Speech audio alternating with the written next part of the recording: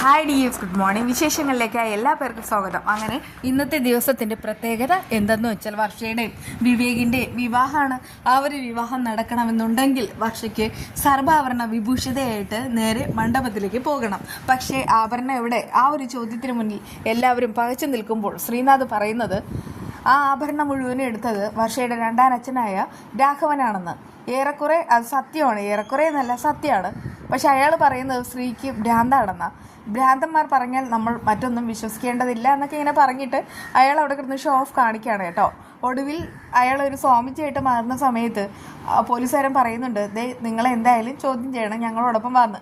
പക്ഷെ അയാൾ പറയുന്നുണ്ട്, ദേ പറ്റില്ല, എന്നെ ചോദ്യം ചെയ്താൽ കുട്ടി നിൻ്റെ കുടുംബം മുഴുവനും കുട്ടിച്ചോറാവും. കാരണം ഞാനൊരു സ്വാമിജി എന്നൊക്കെ പറഞ്ഞിട്ട് രക്ഷപ്പെടാനായിട്ട് നോക്കുകയാണ് കേട്ടോ. പക്ഷേ SI വിടുന്നതേ ഇല്ല. ഒടുവിൽ ചോദ്യം ചെയ്യലിനോട് സഹകരിക്കാമെന്ന് എല്ലാവരും നിർബന്ധിക്കുമ്പോൾ മാത്രം അയാൾ ഇങ്ങനെ പോവാണ്. അങ്ങനെ ചോദ്യം ചെയ്യുന്ന ആ ഒരു സമയത്ത് ഇവിടെ വർഷ സങ്കടത്തിൽ നിൽക്കുന്നുമുണ്ട്. എല്ലാവരും നിൽക്കെ അവിടെ ഉണ്ടായിരുന്ന ഒരു പ്രായമായ സ്ത്രീ വിളിച്ച് പറയുന്നുണ്ട്, ഈ കുട്ടിയുടെ ഒരു ഗതികേട് നോക്കണേ, വിവാഹം നിശ്ചയിച്ചു, വിവാഹം നടക്കാൻ പോകുന്നു, എന്നിട്ട് പോലും ഈ ഒരു വിവാഹം നേരെ വേണം നടക്കുന്നില്ല. അതിന് കാരണം എന്താ? എന്തൊക്കെയോ ദോഷങ്ങളുണ്ട്. ജാതക ദോഷത്തിൻ്റെ കാര്യവും പറഞ്ഞ് പണ്ട് മുതൽ തന്നെ ഒരുപാട് പേർ ഈ വർഷയെ സങ്കടപ്പെടുത്തിയിരുന്നു. അതിലൊന്ന് ശ്രീനാഥിൻ്റെ അച്ഛനും അമ്മയും തന്നെയാണ്. ഇവിടെ ആ ഒരു പഴിയൂടെ കേൾക്കുന്ന സമയത്ത് അവൾക്ക് സങ്കടം കൊണ്ട് സഹിക്കാൻ വയ്യ കേട്ടോ. അവൾ കരയുന്നുണ്ട്. അങ്ങനെ പോലീസുകാരൻ വന്നിട്ട് പറയുന്നുണ്ട്, രാഘവൻ കുറ്റം സമ്മതിച്ചു, അയാൾ തന്നെയാണ് സ്വർണം എടുത്തത്, ആ സ്വർണം മുഴുവനും തിരികെ തരാമെന്നൊക്കെ പറഞ്ഞിട്ട് സ്വർണം കൊണ്ടുവരികയാണ്. വസുന്ധര സ്വർണം നോക്കുന്ന സമയത്ത് അതിൽ നിന്ന് 1 ഗ്രാം പോലും കുറഞ്ഞിട്ടില്ല എന്ന് മനസ്സിലാവുന്നതോടുകൂടെ സന്തോഷമാവുന്നു. ഇത് തന്നെയാണ് ഞാൻ ഇവൾക്കായിട്ട് കരുതി വെച്ച സ്വർണം എന്ന് പറയുമ്പോൾ SI ഒരു ഓപ്ഷൻ വയ്ക്കുന്നു. കേസുമായിട്ട് മുന്നോട്ട് പോവുകയാണെങ്കിൽ ഇത് കോടതിയിൽ ഹാജരാക്കേണ്ടി വരും. പ്രൊസീജിയർ അനുസരിച്ച് ലേറ്റായിട്ടായിരിക്കും തിരികെ കിട്ടുക. കേസില്ല എങ്കിൽ ഈ സ്വർണം ഇപ്പോൾ തന്നെ കിട്ടും. ഏത് വേണേലും തീരുമാനിക്കാം. വർഷയും വിവേകിനെ കുറിച്ച് ഓർക്കുമ്പോൾ തന്നെ വസുന്ധരയുടെ കണ്ണ് നിറയാണ്. വിവാഹം നടക്കണം, അതിലുപരി ഒരു തടസ്സം ഉണ്ടാവാൻ പാടില്ല. അതുകൊണ്ട് വസുന്ധര പറയുന്നത് കേസ് വേണ്ട, നമുക്ക് ഈ സ്വർണം മതി, വിവാഹം നടക്കണമെന്നാണ്. ഒടുവിൽ SI അവരുടെ ഇഷ്ടത്തിന് എല്ലാം വിട്ടുകൊടുത്തിട്ട് അവിടെ നിന്ന് പോവാണ്. പിന്നീട് വിവാഹത്തിൻ്റെ ഒരുക്കങ്ങൾ നടക്കാൻ പോവാം. ആ സമയത്ത് ആഭരണം മുഴുവനും വസുന്ധര അവളെ തിരിച്ചേൽപ്പിക്കുന്നു. അപ്പോഴേക്കും അവളാണെങ്കിൽ കണ്ണ് നിറങ്ങി നിൽക്കുന്നുമുണ്ട്. എന്നിട്ട് പറയാണ്, ഈ ആഭരണം മുഴുവനും ആദ്യം നഷ്ടപ്പെട്ടപ്പോഴും ആൻറ്റിയാണെങ്കിൽ എന്നെ ഒട്ടും സംശയിച്ചില്ല, ആൻറ്റിക്ക് എന്നോട് സ്നേഹമുണ്ട്. വസുന്ധര പറയുന്നുണ്ട്, അതേ മോളെ, എനിക്ക് നിന്നോട് സ്നേഹമുള്ളതുകൊണ്ട് തന്നെ ഞാൻ എന്നെ കുറ്റപ്പെടുത്താത്തത്. എൻ്റെ മനസ്സിലുള്ള ആഗ്രഹം എന്ന് പറയുന്നത് നിങ്ങളുടെ വിവാഹം എത്രയും വേഗം തന്നെ നടക്കണം. അതിന് വേണ്ടിയിട്ട് ഞാൻ എന്ത് ചെയ്യും? ഈ സ്വർണം മുഴുവനും നിൻ്റേതാ, ഒന്നും നഷ്ടപ്പെട്ടിട്ടില്ല എന്നൊക്കെ പറഞ്ഞിട്ട് സ്വർണം തിരികെ കൊടുക്കുകയാണേ. എന്തായാലും കൂട്ടുകാരികളെല്ലാവരും കൂടെ വർഷയും കൊണ്ട് വീണ്ടും അവർ ആഭരണം ഇടിയിപ്പിക്കാൻ പോകുന്നുമുണ്ട്. നേരത്തെ കലങ്ങിയതുകൊണ്ട് തന്നെ ഉണ്ടായിരുന്ന കരിമഷിയും പിന്നെ എല്ലാം മുഖത്ത് എന്തൊക്കെയാണ് മേക്കപ്പ് തേച്ചത് അതൊക്കെ അങ്ങോട്ടും ഇങ്ങോട്ടൊക്കെ മാറിപ്പോവാണേ. അതൊക്കെ ഇങ്ങനെ ശിവ പറയുന്ന സമയത്ത് അവിടെ ഉണ്ടായിരുന്ന ആ ഒരു ബ്യൂട്ടീഷ്യൻ വന്നിട്ട് അവളുടെ മുഖം എല്ലാം സെറ്റാക്കി കൊടുക്കുന്നേ. ആഭരണം എല്ലാം ഇട്ട് അവളിങ്ങനെ നിൽക്കുന്ന സമയത്ത് ഭയങ്കര സുന്ദരിയാണെന്നുള്ള കാര്യം മനസ്സിലാവാണ്. അങ്ങനെ കൂട്ടുകാരികൾ ഓരോന്നായിട്ട് വന്ന് അഭിനന്ദിക്കുന്നുണ്ട്. അതായത് അതിസുന്ദരിയായിരിക്കുന്നു, പൊന്നിലും പട്ടിലും മിനുമിനായിരിക്കുന്നുണ്ട്. ഇനിയിപ്പോൾ നോക്കിക്കോ. അങ്ങോട്ട് പോകുന്ന സമയത്ത് അവിടെയുള്ള എല്ലാ പെൺകുട്ടികളും വർഷയെ വളരെയധികം അസൂയോടുകൂടെ അതിശയമായിട്ട് നോക്കും എന്നൊക്കെ പറയുമ്പോൾ വർഷ ഇങ്ങനെ തള്ളി മറിക്കല്ലേ എന്നൊക്കെ ഇങ്ങനെ പറഞ്ഞിട്ട് കൂട്ടുകാരികളുടെ സന്തോഷമായിട്ട് മുന്നോട്ട് പോവുകയാണ്. വർഷയെ എത്ര അഭിനന്ദിച്ചിട്ടും പുകഴ്ത്തിയിട്ടും കൂട്ടുകാരികൾക്ക് മതിയാവുന്നതുമില്ല. അവരങ്ങനെ ഭയങ്കരമായിട്ട് ചിരിച്ചും കളിച്ചും നിൽക്കുന്ന സമയമുണ്ട്. വിവേകാണെങ്കിൽ പുറത്ത് കൂട്ടുകാരുമായിട്ടൊക്കെ സംസാരിച്ച് നിൽക്കുക. അപ്പോഴേക്കും അവന്മാർ പറയുന്ന ഒരു കാര്യമുണ്ട്, അവളുടെ രണ്ടാനച്ഛൻ എന്തോരം അലിമ്പാണ്, അതുകൊണ്ടാണല്ലോ പാവ അവളുടെ സ്വർണ്ണമെല്ലാം അടിച്ചു മാറ്റിക്കൊണ്ട് പോയത്. ഇയാളേക്ക് എങ്ങനെ വിശ്വസിക്കും? എന്നാലും അവൾക്ക് ഇങ്ങനെ ഒരു ഗതി വന്നല്ലോ എന്നൊക്കെ പറയുന്നുണ്ട്. എല്ലായിടത്തും വിവേക് നോക്കുന്ന ഒരാളെ ഉണ്ട്, ശ്രീനാഥിനെ കാണുന്നില്ല. അപ്പോഴേക്കും വിവേകിന് ഭയങ്കരമായിട്ട് പേടിയാവുന്നുണ്ട് കേട്ടോ. ഞാനിപ്പോൾ വരാമേ എന്ന് പറഞ്ഞിട്ട് വിവേക് അവിടെ നിന്ന് ഓടുന്ന സമയത്ത് കൂട്ടുകാർ പറയാണ് വർഷയെ കാണാൻ പോകുന്നതായിരിക്കും എന്ന്. എന്നാലും ശ്രീനാഥ് എവിടെ ഒളിച്ചിരിക്കുന്നുണ്ടാവും എന്നൊക്കെ ഇങ്ങനെ വിവേക് മനസ്സിൽ പറയുന്നുണ്ട്. എന്നാൽ വിവേക് ശ്രീനാഥിൻ്റെ റൂമിലേക്ക് പോകുന്ന സമയത്ത് വർഷയാണെങ്കിൽ അതറിയുന്നില്ല. കൂട്ടുകാരികളോട് പറയുന്നുണ്ട്, ഞാൻ ശ്രീകേട്ടനോട് അനുഗ്രഹം മേടിച്ചിട്ട് വരാമെന്ന്, എങ്കിൽ ഞാനും വരാമെന്നൊക്കെ അഭിരാമി പറയുമ്പോൾ അതിൻ്റെ ആവശ്യമല്ല, ഞാൻ പോയിട്ട് വേഗം വരാമെന്നൊക്കെ വർഷയെ അറിയിക്കുന്നുണ്ട്. എന്തായാലും അവൾ പോട്ടെ, നീ എന്തിനാ പോകുന്നു എന്നൊക്കെ പറഞ്ഞിട്ട് കൂട്ടുകാരികൾ അഭിരാമിയെ ദേഷ്യപ്പെടുകയാണ്. അങ്ങനെ അഭിരാമിയുടെ മര്യാദയ്ക്ക് നിൽക്കുന്നുണ്ട്, വർഷം മുകളിലേക്ക് പോകുന്നുണ്ട്. ശ്രീനാഥ് ആണെങ്കിൽ കുടിച്ച് ഒരു പരുവായിട്ടിരിക്കുകയാണ്. ഒരു ബോട്ടിൽ കയ്യിലുണ്ട്, അതിൻ്റെ പകുതിയും കുടിച്ച് തീർത്തു. ഇപ്പോൾ വല്ലാത്ത രീതിയിലാണ് ഇരിക്കണേ. വിവേക് അങ്ങോട്ട് വന്നിട്ട് കഥവൊക്കെ തള്ളി തുറക്കുന്നുണ്ട്. എന്നിട്ട് ചോദിക്കുന്നുണ്ട്, നിനക്കിത് ഇതെന്തിൻ്റെ കേടാ, എന്തിനാ കുടിക്കണേ എന്നല്ലാതെ പിന്നെ ഞാൻ എന്തിനാ കുടിക്കേണ്ടത്?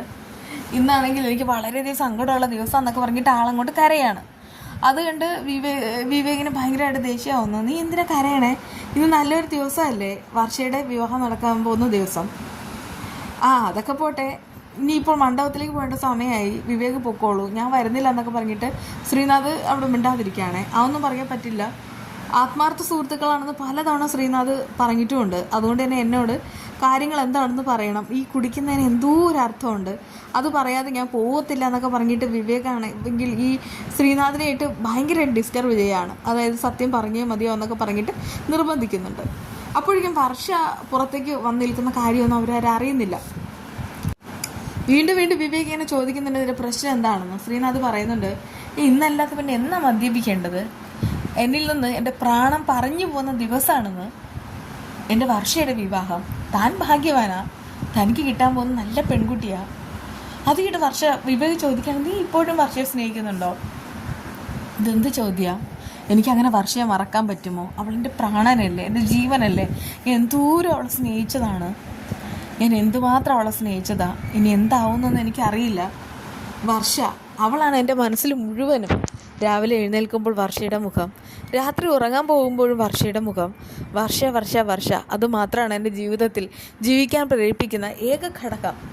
അത് കഴിഞ്ഞിട്ട് ഈ ശ്രീനാഥിന് ഒന്നുമില്ല, ഒരു ജീവിതവും ഇല്ല.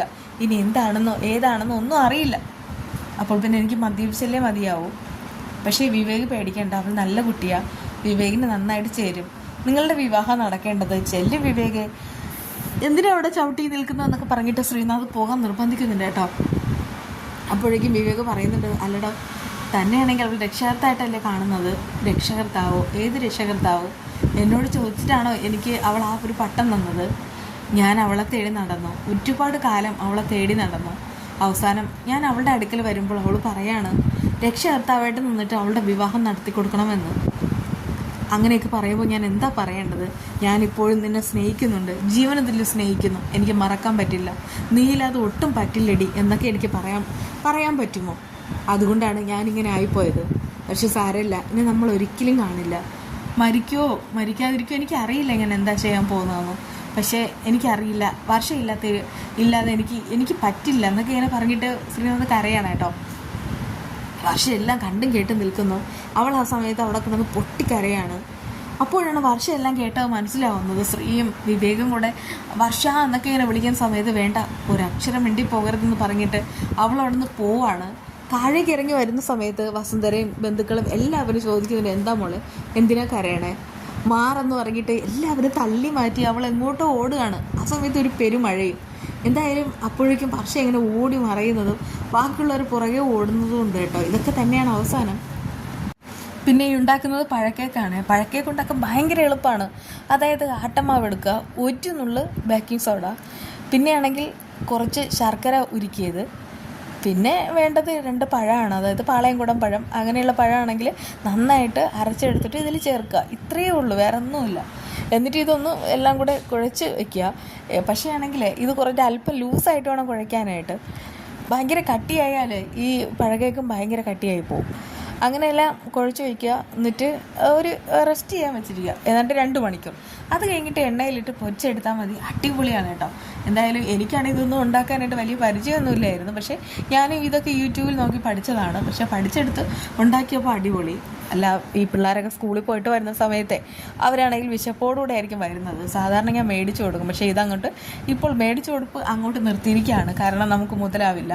അതുകൊണ്ട് ഇതൊക്കെ ഉണ്ടാക്കി കൊടുക്കും. അപ്പോൾ നിങ്ങൾക്ക് ഇതൊക്കെ ട്രൈ ചെയ്യാവുന്നതേ ഉള്ളൂ. നിങ്ങളുടെ വിശേഷങ്ങളൊക്കെ ഫീഡ്ബാക്കായിട്ട് അറിയിക്കുക കേട്ടോ. എന്നാൽ വിശേഷങ്ങളുമായി വീണ്ടും കാണാം.